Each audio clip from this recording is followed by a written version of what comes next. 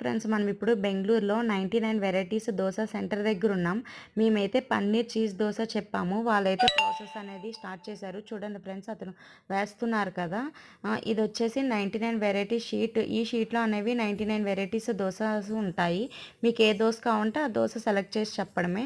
చూడండి friends process అయితే ముందైతే దోస బ్యాటర్ వేశాడు. దానిపైన onions, tomato ketchup, next masala, butter.